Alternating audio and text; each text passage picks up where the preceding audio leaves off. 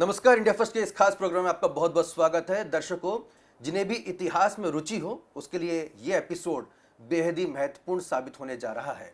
जी हाँ, भारतवर्ष का इतिहास को जिस पैमाने पर, जिस कसौटी पे हम देखते हैं वो है विक्रम संवत। और विक्रम संवत का अगर शुरुआत किसी ने की थी वो श्रेय जाता है सम्राट विक्रमादित्य जी को। जी हाँ, उज्जैन के महाप्रतापी सम्राट सम्राट विक्रमादित्य को आपने कई टीवी सीरियल्स में जरूर देखा होगा। विक्रम बेताल नाम का एक एपिसोड, एक सीरियल काफी लोकप्रिय भी हुआ था, जिसमें विक्रम नाम के जो राजा हैं वो एक बेताल को अपने कंधे पर टांग कर घूमते हैं और उसके बाद कुछ कहानियां उसमें सामने आती हैं। लेकिन क्या वे वही विक्रमादित्य जी हैं जिनके बारे में विक्रम बेताल में बताया गया है, या फिर उनका इतिहास सिर्फ प्रेतों को अपने कंधे पे टांगने का ही रहा है, या इसके पीछे एक बड़ा, एक ऐसा इतिहास छुपा हुआ है जो अब तक आपके और हमारे सामने नहीं लाया जा सका? ऐसा क्यों नहीं हो सका? और आखिर सम्राट विक्रमादित्य की कीर्ति जो कि विश्व के कोने कोने तक फैली हुई थी, उसको जानबूझकर आप और हमसे छिपाया गया। अब इस तमाम जानकारी को शोध के जरिए, रिसर्च के जरिए बाहर निकालने का जिम्मा उठाया है विक्रमादित्य शोध संस्थान ने। और हमारी बड़ी खुशनसीबी है कि इस समय इस संस्थान के निदेशक श्री श्रीराम तिवारी जी इंडिया फर्स्ट के एपिसोड में मौजूद है। आपका बहुत बहुत स्वागत है सर। नमस्कार। एक बड़ी जिम्मेदारी श्रीराम तिवारी जी आपके कंधों पर है। सबसे पहले हम जानना चाहेंगे कि सम्राट विक्रमादित्य जी वही हैं जिन्हें हम विक्रम बेताल नाम के टीवी सीरियल में देखते थे, या इसके अलावा भी उनका जो व्यक्तित्व है, जो उनका चरित्र है, जो उनका पूरा स्पेस जो उन्होंने उस समय दौर में दिखाया था, वो क्या था? देखिए, जो आपकी संकेत हैं वो वही विक्रमादित्य हैं जिनके बारे में सिंहासन 32 में जो जानकारी मिलती है, वेताल 25 में जो जानकारी मिलती है, विक्रम और वेताल जिसका आप जिक्र कर रहे हैं, तोता मैना की जो कहानियाँ हमारे वाङ्मय में जो मिलती रही हैं, तो वाङ्मय में जैन साहित्य हो, बौद्ध साहित्य हो, या हमारी बाकी जो सनातन परंपरा की जो लिटरेचर है, उसमें बहुत सारी जानकारी विक्रमादित्य के बारे में मिलती है। भविष्य पुराण में भी हो, स्कंद पुराण में हो, कई तरह के वो हैं। लेकिन बाद में उनको जो हिस्टोरियन है, जिसको खास करके पश्चिमी मानसिकता में हमको मानना चाहिए, तो उनका तो ये था कि भाई हमको प्रमाण चाहिए, कोई मकान दिखा दीजिए उनका, कोई सिंहासन दिखा दीजिए। तो एक तो पिछले तमाम वर्षों में बहुत सारे भूगर्भ संबंधी गतिविधियां भी बहुत सारी हुई, बहुत सारे परिवर्तन होते रहे हैं। और पुरातत्व के जो लोग हैं वो खुद ही बताते हैं कि साहब एक परत, दो परत और कई बार टनों मिट्टी जो है उसकी लेयर बन जाती है। और ये भी अनजाना नहीं है कि एक ज़माने में पृथ्वी जो है तो अफ्रीका और एशिया जो है वो एक तरह से जुड़ा हुआ भूभाग था। बाद में जो भौगोलिक परिवर्तन हुए तो उसमें बहुत सारी चीज़ें बदल गई। लेकिन हम जब अपने इतिहास के बारे में जब बात करते हैं तो हम उस बात को विचार करने के लिए तैयार नहीं होते। हमको लगता है कि नहीं, ये सब कल्पना के विषय है। और ये जो गड़बड़ जो हुई है, जो मुझे लगता है कि अंग्रेज़ों का जब यहाँ हिंदुस्तान में दखल हुआ तो उन्होंने, बाकी तो ठीक है कि राजनीतिक रूप से हम पर देश पर कब्जा किया, संपत्ति पर, संपदा पर कब्जा किया, उसके साथ साथ उन्होंने हमारे मनोबल को और हमारी मनीषा को भी कुचलने का काम किया। हम में वो आत्मविश्वास ही ख़त्म हो गया कि हम कुछ थे। और ये वैदिक वाङ्मय के बारे में जो जानकारी मिलती है वो भी, या रामायण या महाभारत, सबको ही उनने सिरे से खारिज किया कि ये कुछ था ही नहीं, सब झूठा है।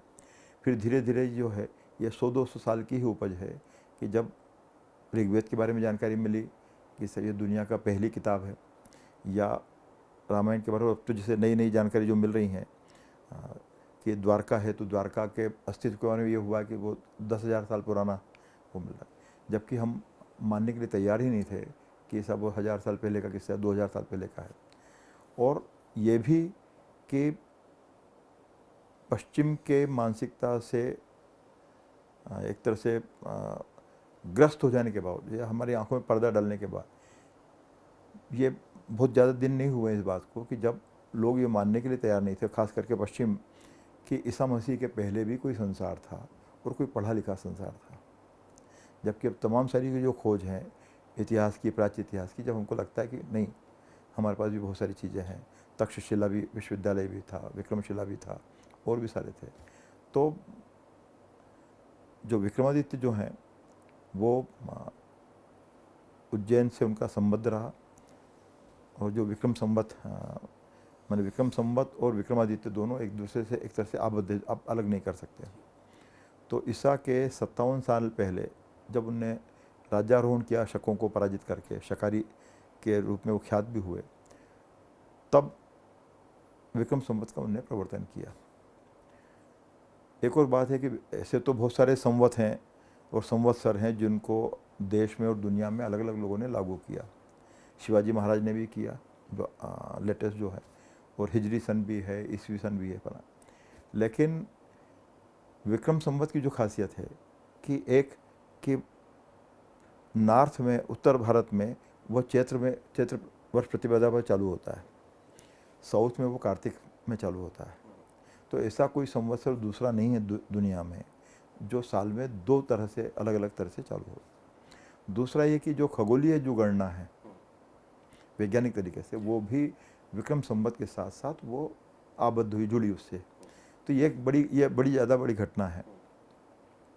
और विक्रमादित्य के साथ ये सुविधा थी कि वो उज्जैन के थे, और उज्जैन ही कालगणना का एक बड़ा केंद्र रहा।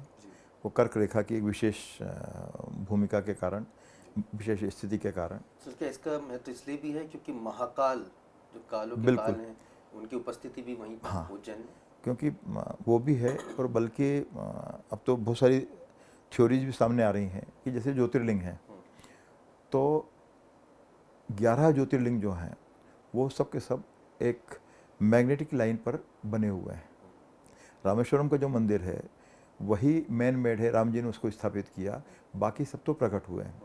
और बल्कि अभी जो शोध जो चल रहे हैं, तो लोगों का कहना है, और उसकी बात को समझने की ज़रूरत है, उसका परीक्षण करने की ज़रूरत है कि न केवल हिंदुस्तान में बल्कि हिंदुस्तान के बाहर भी, इंग्लैंड में भी, लैटिन अमेरिका में, और अपने नेपाल में, वहाँ भी ज्योतिर्लिंग अस्तित्व में है। तो उसको परीक्षण करने की ज़रूरत है, लेकिन वो जानकारी भी अब आने लगी, और हम लोगों ने उस पर काम भी किया, उसे फिल्म भी हमने उसकी बनाई है। तो ये है सर, ये भी हम समझना चाहेंगे कि आपने बताया कि जब इतिहास को भुला दिया जाता है तो उस पूरी की पूरी नस्ल की, उस पूरी की पूरी प्रजाति का जो गर्व है, गौरव है, वो उसे छीन लिया जाता है। तो क्या आपको लगता है कि ये एक सोची समझी एक षड्यंत्र था, एक साजिश थी, जिसकी वजह से सम्राट विक्रमादित्य, जो कि चक्रवर्ती सम्राट है, आपके जरिए हमें जानने को मिल रहा है कि पूरे विश्व भर में उनकी ख्याति फैली हुई थी, जिन्होंने विक्रम संवत जैसा मोस्ट साइंटिफिक जो है कैलेंडर तैयार किया, शोधशालाएं वहाँ पे तैयार की, खगोलीय आपने बता रहे हैं कि तमाम वहाँ पे रिसर्च हुआ करती थी। तो क्या वजह रही कि इतने प्रतापी सम्राट की जो कीर्ति है उसको छिपा दिया गया? देखिए, दो तीन चीज़ें हैं। एक कि जो कालक्रम जो है उसमें, जैसे महाभारत की हम बात करें, तो महाभारत युद्ध के बाद जो विनाश हुआ है महाभारत के बाद, तो बहुत सारी चीज़ें न मिलें जो उसके, जो एक हम कथित रूप से कहें भौगोलिक प्रमाण, लेकिन जो परंपरा को जो चीज़ आगे ले जाती है वो सबसे बड़ी बात है, वो वांग्मय, आपका लिटरेचर जो है। तो संयोग से हिंदुस्तान में बहुत सारा क्षरण हुआ, मंदिर तोड़े गए, स्थापत्य का विनाश करने की कोशिश की गई, पर उसके बावजूद बहुत से, और किताबें भी यहाँ से, चाहे वो अंग्रेज़ हों चाहे और दूसरे लोग, औरंगजेब या इल्तुतमिश और दूसरे लोगों ने, कुतुबुद्दीन ने तो लाइब्रेरीज़ को जलाने का काम किया, पर अंग्रेज़ों ने ये किया कि वो बहुत सारी जो लाइब्रेरी आपकी है वो यहाँ से लेके चले गए। तो लोग बताते हैं कि इंग्लैंड में तमाम दुनिया, क्योंकि अंग्रेज़ों का राज जो है दुनिया में तमाम देशों में रहा, या सारी दुनिया पे रहा उनका, तो वहाँ के जो समृद्धि है, खास करके विचार की जो समृद्धि है, ग्रंथों की समृद्धि है, या आर्किटेक्चर की जो समृद्धि है, उसको वो बारो करके या उठा के वो लेके गए। तो जितनी उनकी राष्ट्रीय संपदा है उसमें लगभग 70% हिस्सा जो है ये दुनिया में काम हुआ। हम लोगों ने उस पर किताबें भी छापी हैं कि किस तरह से क्या क्या हुआ। भारत विखंडन का जो ख्याल है उस पर तो खैर कई लोग काम करने लगे, लेकिन बहुत ही सोचे समझे तरीके से किया गया। और ये बहुत ज़्यादा दूर की बात नहीं है कि नीरज चौधरी जैसे लोग जो हैं, जो बड़े लेखक माने गए हैं, और वी.एस. नायपॉल जो जिनको नोबेल प्राइज़ भी मिला, जो मानते थे कि भारत जो है वो अंधेरे का क्षेत्र है। उनकी किताब है कि जब वो इंग्लैंड से जब हिंदुस्तान को देखते हैं तो एक एरिया ऑफ डार्कनेस नज़र आता है। तो लेकिन मज़े की बात यह है कि अब धीरे धीरे जो है अंधेरा छटने लगा है और बहुत सारी जानकारी अब आने लगी है। तो यही सौभाग्य की बात है। बिल्कुल। सर, आपका शोध संस्थान और भी किस बड़े स्तर पर काम कर रहा है? हालांकि इस छोटे से एपिसोड में सबको समेटना मुश्किल होगा, लेकिन अगर मैं मोटा मोटा समझना चाहूँ तो क्या कुछ वो पहलू हैं जिसको रिसर्च के जरिए अब जनता के सामने लाया जा रहा है? हाँ, देखिए, जब से ये शोध संस्थान बना के 10-11 साल इसको बने हुए हो गए, 2009 में बना है। तो जो लक्ष्य है वो 3 लक्ष्य बहुत साफ साफ हैं। एक, विक्रमादित्य के बारे में जानकारी इकट्ठा करना। 2, विक्रमादित्य के युग के बारे में कि उनके साथ के लोग कौन थे, उनके समानांतर कौन थे, रोम में कौन था, कहीं और का शासक क्या रहे, क्या क्या परंपराएं थी। और तीसरा, भारत विद्या को लेकर। तो चाहे फिर वो वैदिक परंपरा हो, सिंधु घाटी की परंपरा हो, और देश और दुनिया में जैसे बृहत्तर भारत की ही जो बात है, तो भौगोलिक सीमा की बात करने कोई मतलब नहीं है, क्योंकि ये तो बहुत बात की बात है। ये 200-250 साल, 300 साल, 400 साल में ये सब विकसित हुआ है कि ये पाकिस्तान हो गया, ये भारत हो गया, ये नेपाल हो गया, ये तमाम सारे। लेकिन उसके पहले तो सांस्कृतिक रूप से हिंदुस्तान ने जो काम किया, जो विक्रमादित्य, और विक्रमादित्य के बाद में बहुत सारे लोग हैं, समुद्रगुप्त भी हैं, चोल जो डायनेस्टी है वो है, पल्लव हैं, कई लोग हैं। और साउथ से, दक्षिण भारत से बहुत से लोग उन्होंने विस्तार किया। दक्षिण के लोग जो हैं वो खास करके पूर्व एशिया में फैले, और बगैर किसी मार काट के, जो सबसे बड़ी जो बात है कि उन्होंने वहाँ पर मंदिरों की भी स्थापना की। अब अंकोर वाट जो भी दुनिया की सबसे बड़ी साइट मानी जाती है, या बाली है, जावा है, तमाम जगह और हम लोग उस पर काम भी कर रहे हैं। और इवन श्रीलंका में जो है, तो श्रीलंका भी हाल ही की बात है कि अब मैंने 100-200 साल में ही कि वो एक अलग देश के रूप में माना जाने लगा है। नेपाल भी उसी तरह से माना जाने लगा है। तो ठीक है, वो उसके जो भी राजनीतिक कारण होंगे, लेकिन एक तरह की जो सांस्कृतिक जो एकता है, अब जैसे हम लोग जो चर्चा भी कर रहे थे कि अगस्त ऋषि के बारे में हम बात करते हैं, तो अभी तक तो ये माना जाता है कि हम हिंदू समाज जो है, या हिंदू धार्मिक परंपरा जो है, वो पोंगा पंडित लोगों की परंपरा है, और हम खुद ही उसको खारिज करने की कोशिश करते हैं। लेकिन तमाम आधुनिक प्रयोगों को लेकर हमारे यहाँ जो ऋषि परंपरा है उनने क्या किया है, तो जैसे अब जो सामने जो प्रकाश में आने लगा है, अब जैसे भारद्वाज हैं, ऋषि भारद्वाज हैं, तो वो अगस्त जी का आपने जिक्र किया सर, तो अंग्रेजी कैलेंडर में जो अगस्त का महीना है जो अंग्रेजों ने डाला है, ना उनका, तो क्या उनका नहीं अगस्त नहीं नहीं ऋषि से कुछ नहीं लेना नहीं देना है नहीं, क्या? उनने तो उसको सबको ही खारिज किया। तो हमारे यहाँ जो है अगस्त ऋषि हों, चाहे पराशर हों, चाहे वराहमिहिर हो, वराहमिहिर तो बाद में हुए, लेकिन तमाम सारे लोग हों, इवन नारद हों, तो इन सब ने जो काम किया है उसको हमने खोजने की खोज पड़ताल, अच्छा बहुत सारी चीज़ें उपलब्ध भी हैं। अब जैसे वो यंत्र सर्वस्वम जो है, ऋषि भारद्वाज का ग्रंथ भी, उसकी कुछ संहिताएं मिली हैं। वो शख्स आज से हम जो भी समय मान लें, 3000 साल पहले, 4000 साल पहले, 5000 साल पहले, वो ऋषि भारद्वाज ऐसे विमान की भी कल्पना कर रहे हैं, उसके नक्शे भी हैं कि आप आसमान में 2 हवाई जहाज उड़ रहे हैं, और आप उड़ते उड़ते ही आप एक हवाई जहाज से दूसरे में ट्रांसप्लांट हो सकते हैं। और ये कोई पुरानी बात नहीं है कि रॉबर्ट बंधु ने जब ये विमान का आविष्कार किया, उसके कुछ समय पहले, शायद करीब 30-40 साल पहले, तड़पड़े बंधुओं ने महाराष्ट्र में, मुंबई में उसका काम किया, और उसके बारे में अब तो जानकारी मिलने लगी, बहुत सारी चीज़ें हो।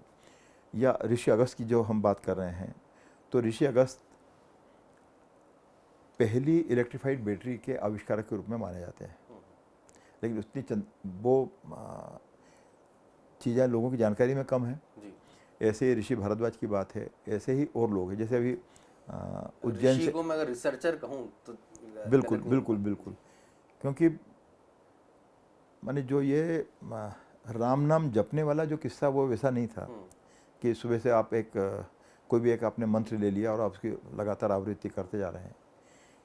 जैसे भी रामायण काल में हम देखें कि राम जो हैं रावण से जो युद्ध करने जा रहे हैं तो भी ऋषि भारद्वाज के आश्रम में जाते हैं। जी। जब रावण को पराजित कर देते हैं तो भी जब अयोध्या जाने के पहले वो ऋषि भारद्वाज के आश्रम में जा रहे हैं। तो सवाल ये उठता है कि क्या वो सिर्फ बेर खाने या पाँव छूने गए थे या कुछ और है, क्योंकि ऐसे आदमी के पास आप जा रहे हैं जिनने विमान की सबके आविष्कार में उनकी भूमिका है। अच्छा, फिर वैदिक लिटरेचर हो, रामायण हो, महाभारत हो, इसमें भी विमानों के बारे में बहुत सारी जानकारी मिलती है कि हनुमान जो है, अब हमने वो कल्पना मान लिया कि सब वो उड़ के चले गए।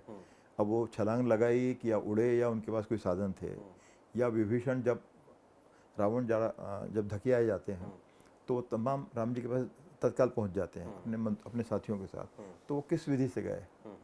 या उनके जो जासूस है रावण के, वो भी राम जी की सेना के पास वो कैंप में जा रहे हैं, तो वो किस विधि से जा रहे हैं। तो लेकिन हम, अच्छा, उसमें जिक्र भी है, वाल्मीकि भी जिक्र कर रहे हैं, तुलसीदास जी भी जिक्र करते हैं कि सब वो गड़गड़ाहट की आवाज़ हुई, पुष्पक विमान जब उड़ने लगा। फिर ये भी जिक्र आता है कि रावण जब आखिरी दिन है, जिस दिन रावण को मारा जाना है, तो रावण के पास तो पुष्पक विमान है और सारे साधन हैं। राम जी जो हैं वो विरथी हैं, उनके पास कोई साधन नहीं है। तो वो इंद्र और जो भी देवता लोग हैं वो विचार करते हैं और फिर इंद्र अपना जो रथ ऑफर करते हैं। अब मजी गलती गड़बड़ जो हुई है कि जो ये जो माइथोलॉजिकल जो सिनेमा जो बना है, इनने बहुत सारे मिसकॉन्सेप्ट डेवलप किए हैं।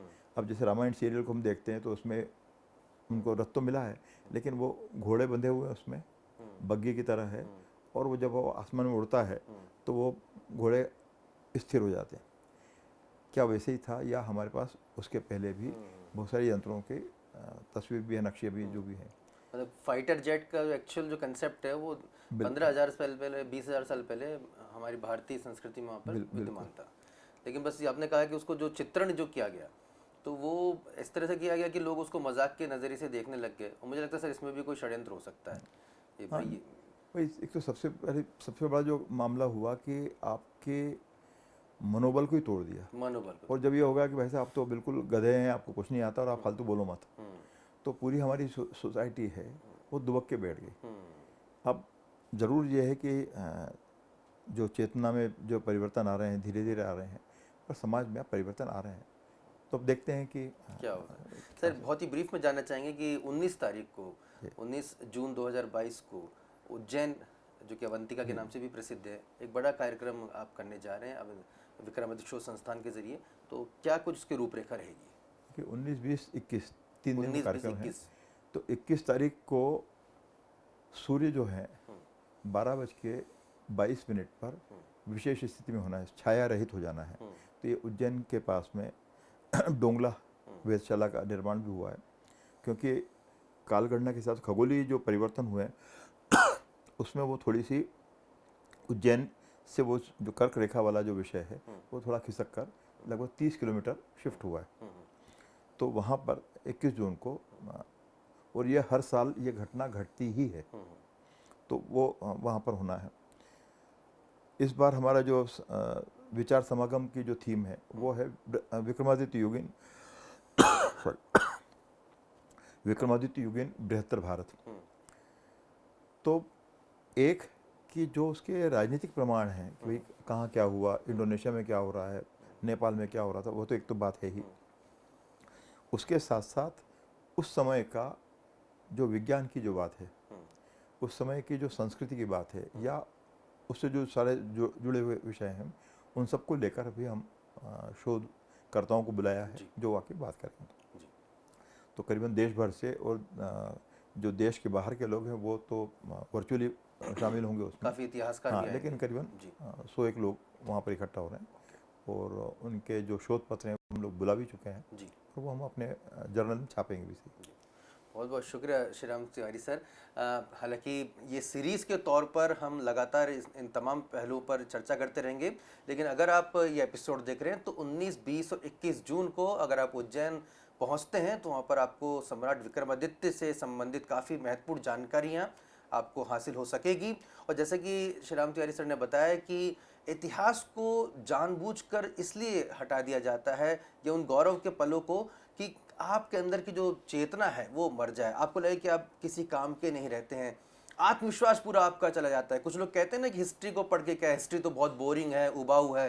हिस्ट्री आपका खुद का इतिहास है, आपके पूर्वजों की वो मेहनत है जिसके बारे में आपको जानकारी नहीं लगने दी गई है।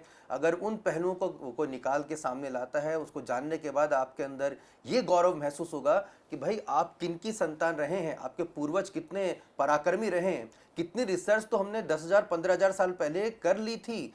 जिस फाइटर जेट का कंसेप्ट अब यहाँ पर अंग्रेज हमें बता रहे हैं और कह रहे हैं कि देखिए फाइटर जेट हमने बनाया, वो फाइटर जेट तो करीब 15,000 20,000 साल पहले भारतवर्ष में मौजूद था।